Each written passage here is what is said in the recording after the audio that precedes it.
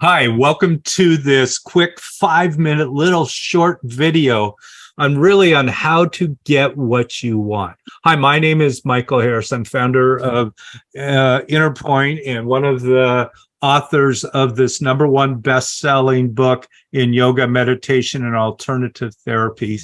And today we have none other than BridgettAne, BridgettAne Goddard, also known as BA. She's a longtime yoga practitioner since the mid-90s. She owns Yoga in the Lanes in Brighton, England. And I'm always tickled to whenever I get a chance to talk to you, my heart kind of flutters a little bit. So can you tell the listeners, we like to talk a lot about what do you want? Do you have three very specific ideas on something that the listener can do to help them in that process? Yoga is the first thing. So simple.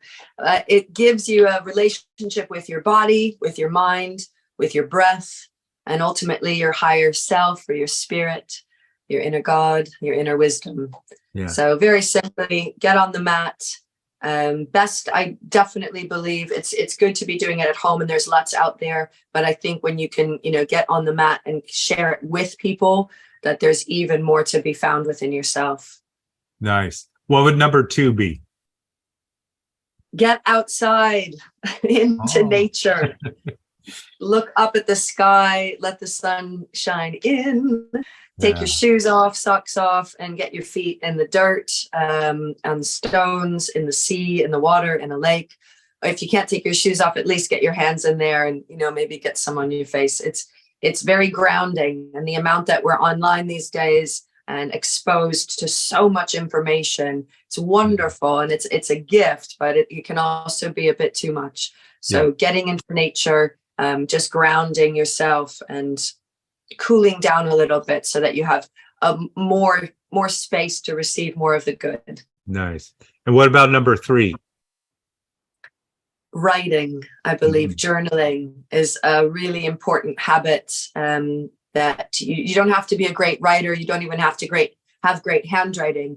And if writing is challenging for you, you can also do it by spoken word. Our phones now, you have voice notes. You can send yourself a voice message or a little video call and speak to yourself. You really are your best teacher. You are your best guide.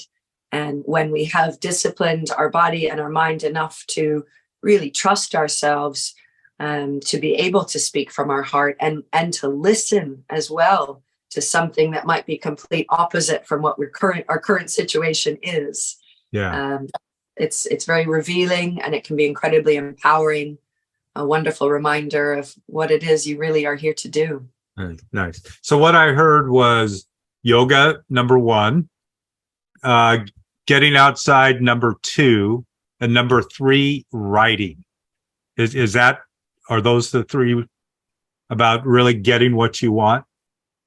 Yes. If I have to boil it down to 3, I think, there are a lot of different avenues, but for me, those 3 things are very important, essential parts of my life every single day. And if they haven't been, if life for whatever reason has taken me away from those things, say just one even of those components, that's when I've noticed I start to suffer a little bit more in my head and my body and my heart. Yeah. Well, I like it because yoga really helps open us up to change. Getting outside really helps us connect with nature and the universe or God or whatever you want to call it.